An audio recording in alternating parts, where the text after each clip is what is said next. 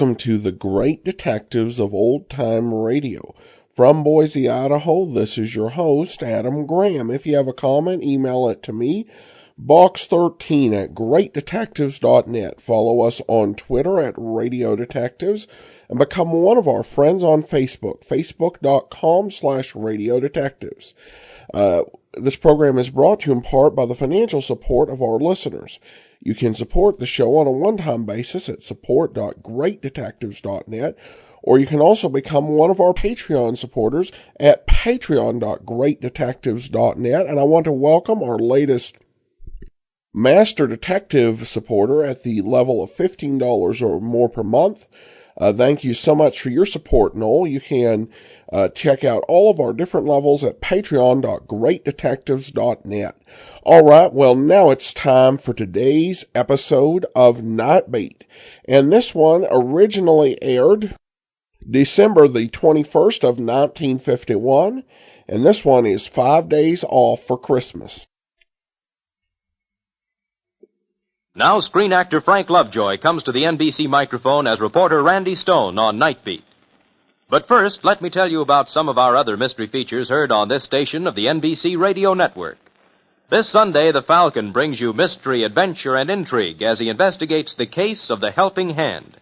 Later Sunday, make a date to hear Lloyd Nolan as he brings you thrill-packed listening as Martin Caine, Private Eye. And every Monday evening, you're invited to tune to this NBC station for Dangerous Assignment, starring Brian Donlevy. Now there's adventure with Frank Lovejoy, starring on Night Beat on NBC. NBC presents transcribed Frank Lovejoy in Night Beat.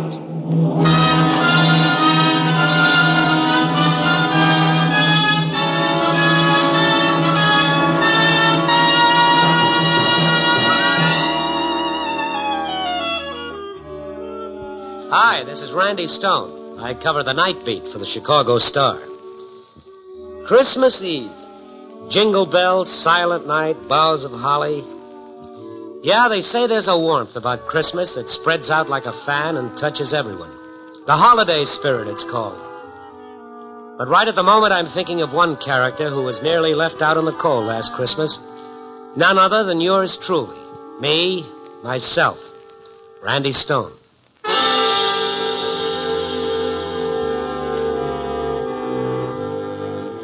It started out like any other Christmas Eve.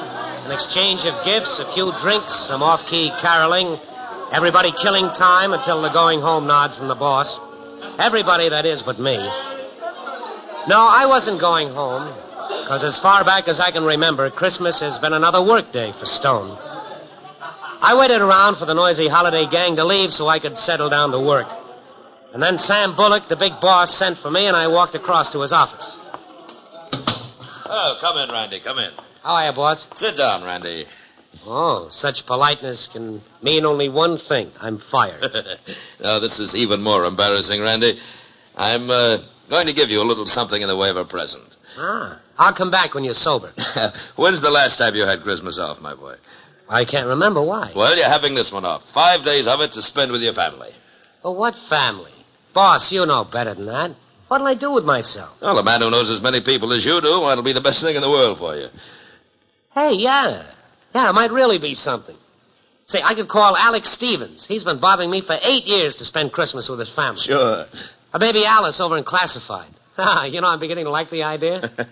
Okay, well, you'd better beat it before this noble impulse of mine evaporates. Well, you hang on to it. I'm leaving now. And, Randy. Yeah?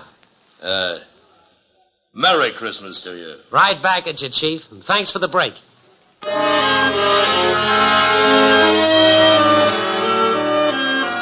revelers had gone now, and the office was empty except for one man.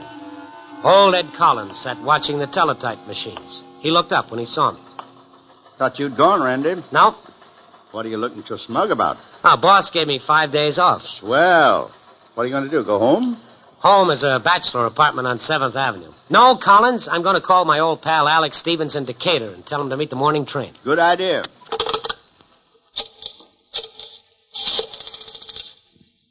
Long distance? I want to call Decatur, the Stevens residence. Alex Stevens in Decatur. I'll wait. Phone's ringing all right. Good, good. Oh, this little floor, Alec. 8 years he's been after me. Must have an old maid sister-in-law or something. Careful, Randy. Tried to marry me off once when I was younger. Should have answered by now. Oh, what's that, operator? Oh, no. No use ringing anymore. He must have gone out of town for the holidays. Gone out of town, eh? Yeah, I guess I'll have to settle for female company.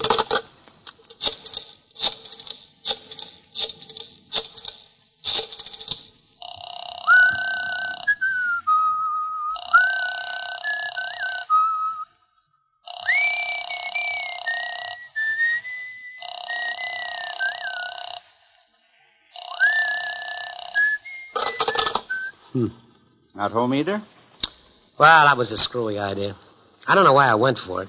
Phoning people at the last minute like this. Guy, with the friends you have... Oh, sure. The friends I have, millions of them, till I go looking for one. Oh, there's a Christmas card for you on my desk. Keep forgetting to give it to you. I'll get it later. Hey, my folks only live 40 miles out. Boy, would they be glad to have you spend a few days with them. I could call them. No, Ed, forget it. What's a guy like me want with a holiday on Christmas? I'm shoving off, Ed. How about that envelope on my desk? Later. Looks like I might be back to play a little pinochle with you. Now, my ma, all I've got to do is phone her. No, I'll make out all right. See you later. And have yourself a time. Merry Christmas. Yeah. Merry Christmas.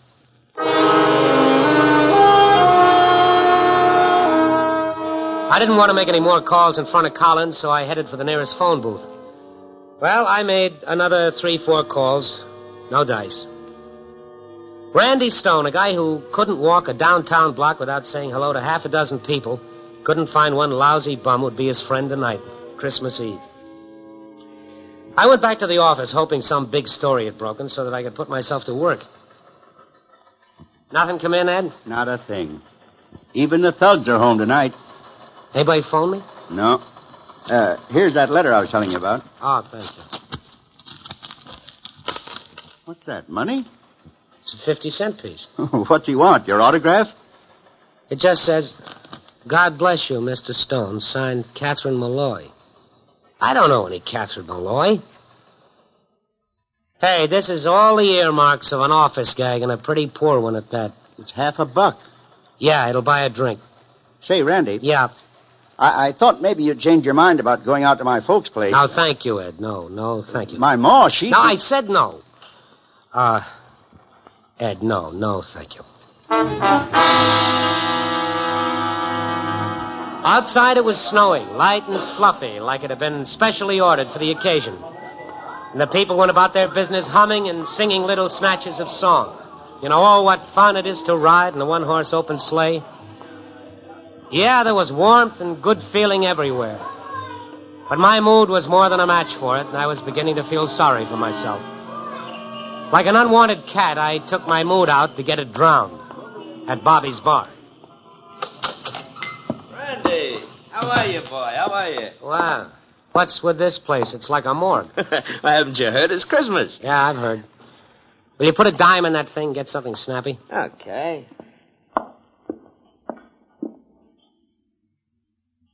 There we are. Hey. You lonely, Randy? Give me a whiskey sour. Yeah. That's the way it is with me, too. I don't need nobody. Nobody needs me. It's all right, I guess. Only 2 or 3 times a year you wish it was different. You know when it hits me? Christmas, Easter, and May 17th. That's the date my mother died. But Christmas and Easter was a big time in our house. You know, we had 11 kids. Look, why don't you write a book? You act like this was something new to you. To me, it's like this every Christmas. You know, the important thing is don't be alone. How much do I owe you? 50 cents. Here. You know, when you try and fight it, you gotta lose.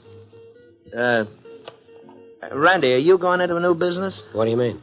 Well, I thought maybe you might have gone into manufacturing. Manufacturing what? Coins. But, brother, if you are, you got a lot to learn. This is about the phoniest $50 I ever saw. Phony? Yeah. Give it to me. Yeah, That was somebody's idea of a gag. Some half-wit in the office. Ain't much of a joke, I'll tell you. Mrs. Malloy, huh? I'll fix those guys. You gone? Yeah. Hey, well, what's your hurry? You ain't gonna leave me here alone, are you? Wait till somebody else comes in. So long, Bob. Well, you ought to stick around so we can talk, Randy. You're wasting it on me. Okay, Randy, but remember what I said. Don't be by yourself. Whatever you do, don't get to be alone.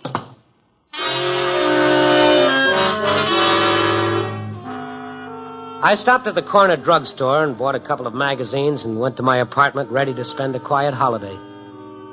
7 o'clock. Great. Nice, long evening ahead of me. Lots of time to hate the world and feel sorry for myself. I poured myself a quick drink, and then somebody rang my doorbell. Yeah, just a minute. Hi.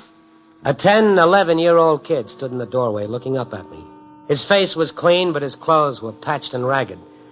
He wore a red pullover sweater at least 5 sizes too big for his skinny frame. Hello, Mr. Stone. Wow, what do you want? Don't you remember me? Well, I remember 10,000 of you. What do you want, a handout? I'm Jerry Malloy. Remember Mrs. Malloy? Who sent you up here? Whose idea was it? McFarland's, the office-wise guy? My mother sent me. Well, you go back and tell your mother not to send phony coins through the mails. And if your mother happens to be McFarland, tell him that... She said for me to give you this letter. I'm to wait for your answer. Look, kid, take your letter and beat it. Enough is enough. She said maybe... Will you take the letter? Now, come on. What are you waiting for? I'll leave it with you. No. Here's 2 bits for you. Now, go tell McFarland the joke is over. Now, beat it before I get mad. Mother said to wish you a Merry Christmas. Beat it. I no sooner slammed the door shut when I began feeling like a heel. Then I opened the door half hoping I'd find him standing there. But he was gone. But resting on the mat in front of my door was the quarter I'd given him. I picked it up and I stood there with the coin burning my fingers. I knew I wouldn't feel quite clean again until I'd found that kid and made it right with him. Somehow.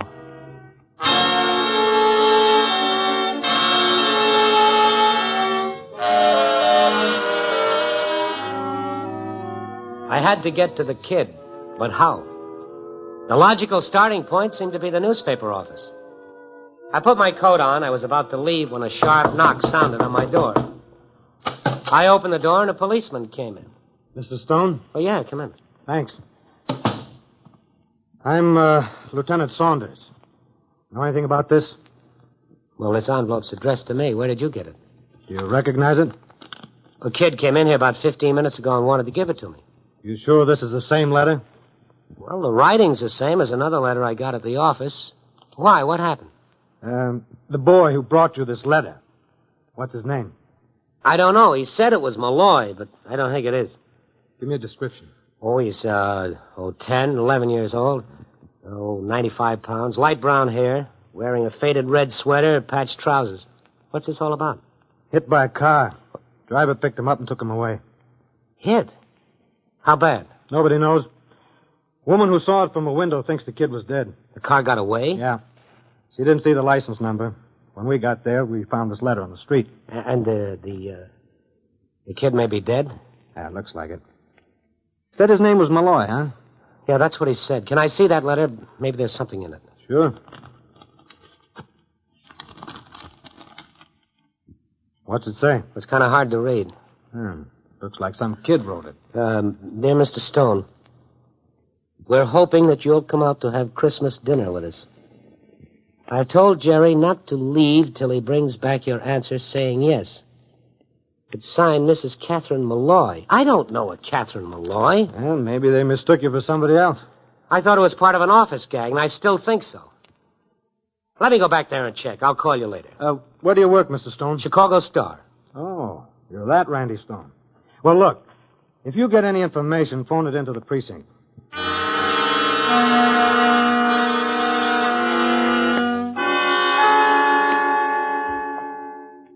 Hi, Randy. What's the matter with you? Look like you've been run over by a streetcar. Well, that's how I feel.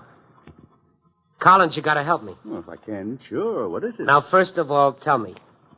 Did anybody in the office plant a phony coin in an envelope and send it to me in a Christmas card? Well, not that I know of.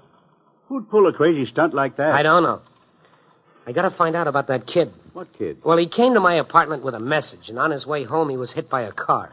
Bad? A driver picked him up and took him away, and the cops think that he was dead. And you don't know the kid? No. He said his name was Jerry Malloy. He said it like it should have meant something to me. But it doesn't. I've never seen him before. Well, maybe it's someone you've forgotten. The guy meets a lot of people in this business. Yeah, there could be.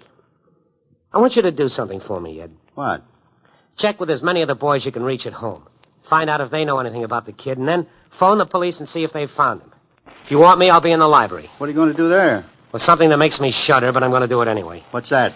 I'm going to dig back through all my stories for the past year and see if I can find a Mrs. Malloy. Maybe you didn't use her name. Well, I'll see what I can find. You get busy on that phone.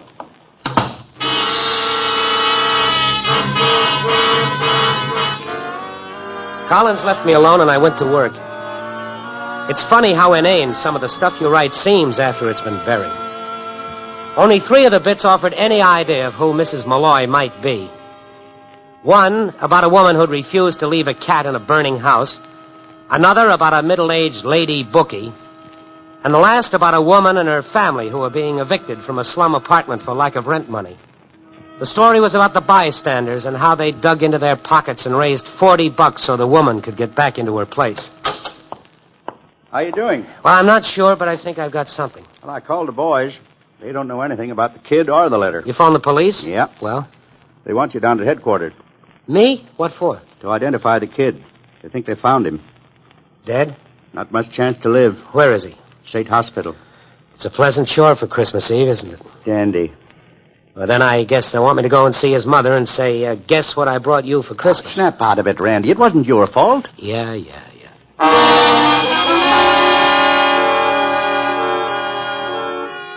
I phoned headquarters, and they sent a radio car to get me.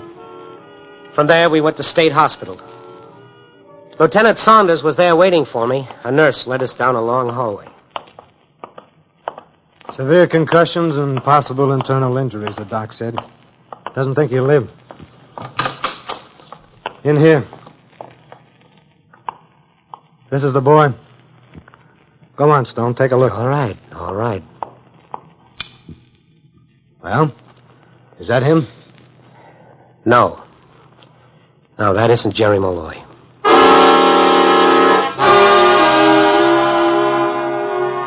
For a minute, I felt a sense of relief, but I knew I was kidding myself. Sooner or later, Jerry's body would be found, and until then and after then, I'd feel the guilt to be mine. You see, by now I knew the kid was on the level. He'd been sent to me with a message offering me a home for Christmas, and in my blind stupidity, I sent him away. Nice guy, this Randy Stone.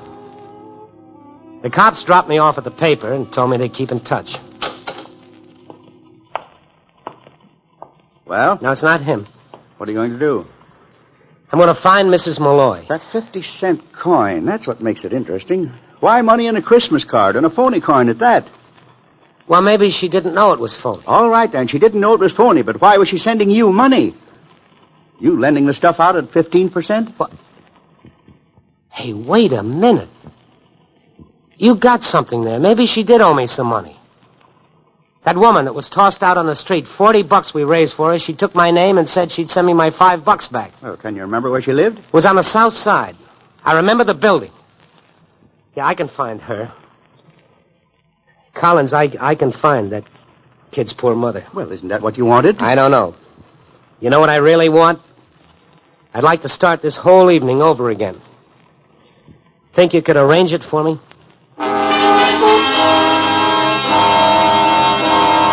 I suppose I could have let the police handle it, but I'd developed a burning need to tell her myself.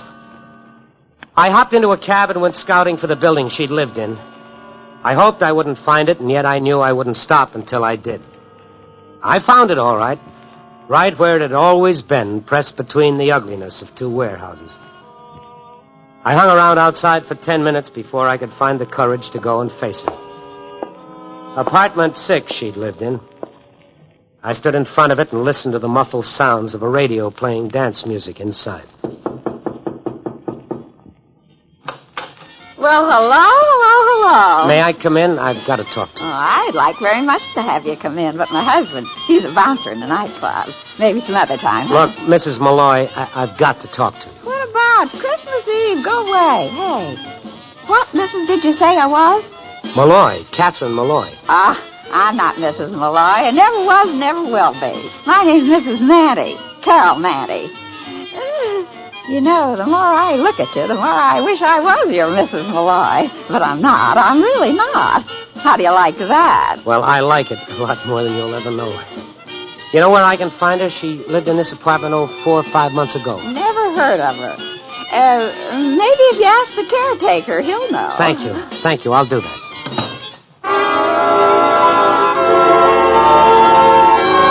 I was glad this woman wasn't Jerry's mother. I'd built a picture of Mrs. Malloy that didn't jive with a slightly tipsy frump staring at me out of hazy eyes. I called him the caretaker. Yes, Mrs. Malloy lived here, but she'd moved a couple of months ago, and he didn't know where to. He told me to try Kozlov's grocery store. The storekeeper there was a living city directory. Mr. Kozlov? None other. What can I do for you? I'm looking for a Mrs. Malloy who used to live in the Elkin Apartments. I was wondering if you knew where she'd moved to. Malloy? Uh-huh. Oh, yes, I remember her, but I don't know where she moved to. A good woman. Didn't owe me a penny when she left. I've got to find her. She was working steady when she moved. Wages every week makes difference. You think some of her neighbors would know where she moved to? Oh, they do a big turnover in some of those places, but with wages coming in regular, I think I know how you can find her. How? It's a pattern people follow. When things can't be worse, then they live in places like the Elkin Apartments. But when they're working and a little money is coming in, they move up a notch. That's the way it works. Where is this notch, this step up? It's a gamble. But if I was you, I'd try Blake Avenue, somewhere around 20th. That's the way it goes, from Elkin to Blake. Sometimes back to Elkin. Sometimes not.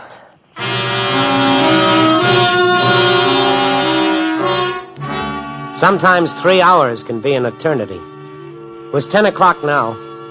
3 hours since the kid had knocked on my door.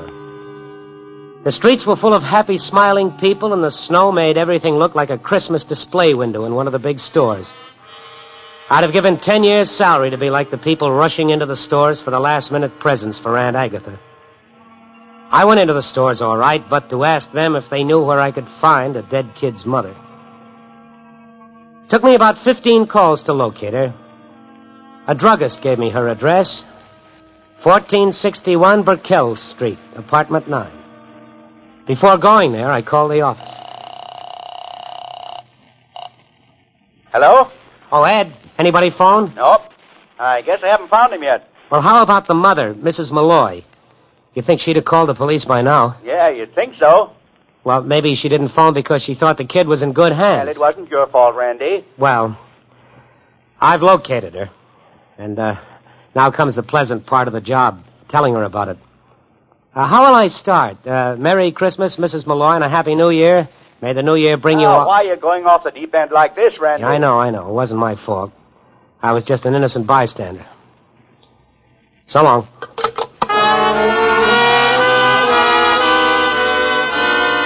I made another call, police headquarters. They had nothing new on it. The kid had turned up, they said. He'd be pretty dead, but he'd turn up. I told them I was going to see the kid's mother, that I'd located her. Lieutenant Saunders thought that would be a swell idea. I walked down the street to Mrs. Malloy's apartment house, and I stood there a minute. From where I was standing, I could see the sign on top of the Chicago Star building. Mrs. Malloy lived only 3 blocks from my smug little tower. From Star to empty apartment to Malloy and back to the Star. But that's the way it looked geographically as well as symbolically. Another 20 minutes wouldn't matter much, I thought. So I walked the couple of blocks it took me to get back to Bobby's Bar and Grill. Hi, Randy. You're not making the rounds of the bars, are you? No. Make it a double bourbon. Water. Double bourbon? Yeah, double. Not much trade tonight. Oh, later they come. Randy, why is it hitting you so hard? You scratch a little of the veneer off, and what do you find? A sentimental slob. What's bad about that? Well, then you find that you can't do things that have got to be done. Like what? What needs being done tonight? Like telling a woman that her young son is dead and that I had a lot to do with it. You're kidding. I'm not. How do you go about a job like that? Well, how did it happen? Does it matter? No. You think whiskey will help? Close the place up, Bob, and come with me. You don't have to say anything. Just stand there with me. No. It's a one-man job, huh? As far as I'm concerned. Well, maybe you're right. I'll see you later. Yeah, I'll see you later.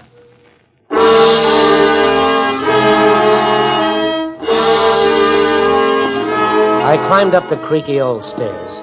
It was no better than a tenement house.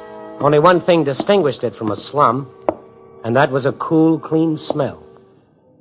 The walls were torn and the woodwork was scarred and marred, but it was clean.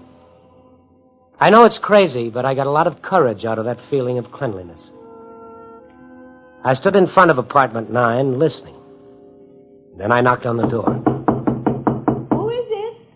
It's me, Randy Stone. Mr. Stone, how welcome you are. Come in.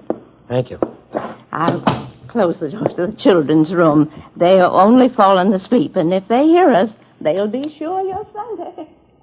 She walked away to close the door, and I wondered how I'd ever come to forget Mrs. Malloy.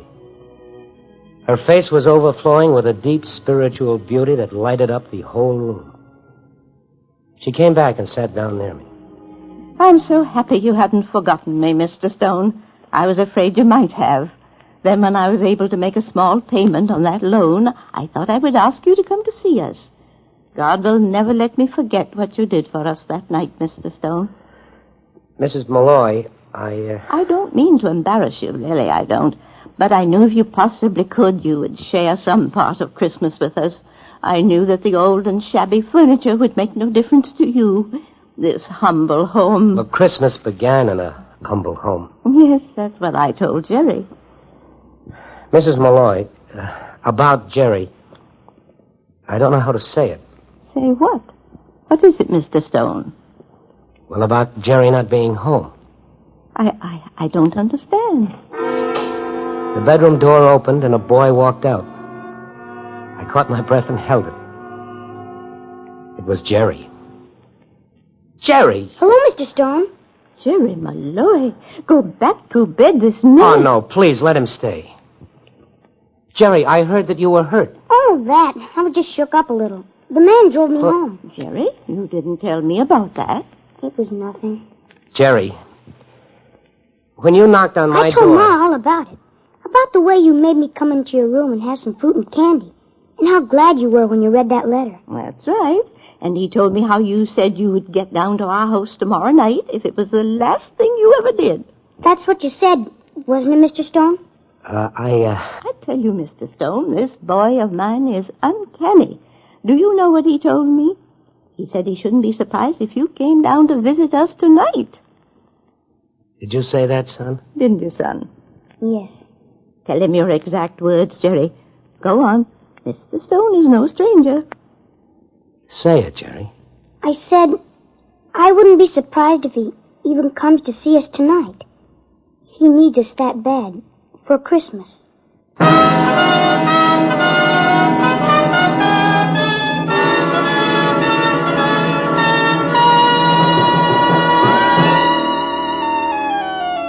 In those 3 little rooms on the edge of the city's slums, I learned that human beings can find happiness. And don't listen to what your banker tells you. It's a thing of the spirit, not of the pocket. In that shabby little apartment with a cracked linoleum and a threadbare sofa, I learned the magic of the words. Merry Christmas. Copy, boy.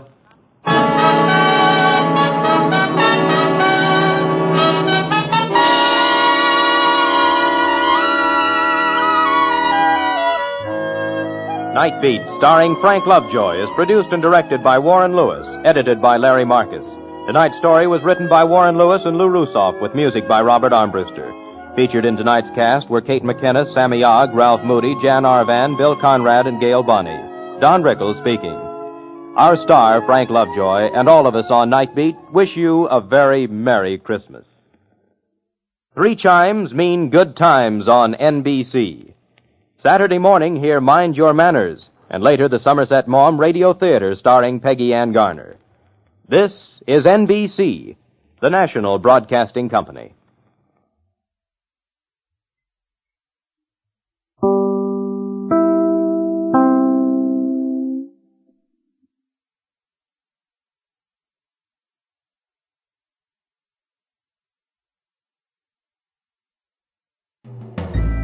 This is Andrea J. Graham, author of the Web Surfer series. Oh, and a Madam's Wife. You're listening to The Great Detectives of Old Time Radio.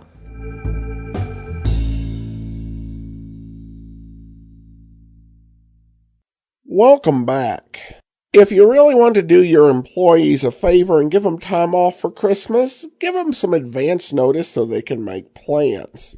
That's always a good piece of advice. I found this to be a really interesting story. It's about a lot of Randy reflecting on his life and all that he does and all of his efforts to connect with humanity, but without those extremely close connections and the feeling of aloneness and sometimes the cynicism that can come out of it. And it's a very heartwarming ending. It says a lot about the boy that he can see that despite what Randy says, he really needs him and his mom on Christmas. And ultimately, it's about Randy finding the true meaning of Christmas in the midst of everything that's going on all around him. Of finding what it is without all of the trappings available, just that real sense of love. So, a great story. I hope you enjoyed it, and I hope you'll join us back here tomorrow. Our Christmas programs continue with Rocky Fortune, and then join us back here next Monday for another episode of Not Bait. In the meantime, send your comments to box13 at greatdetectives.net. Follow us on Twitter at Radio Detectives and become one of our friends on Facebook. Facebook.com/Radio Detectives. From Boise, Idaho, this is your host, Adam Graham, signing off.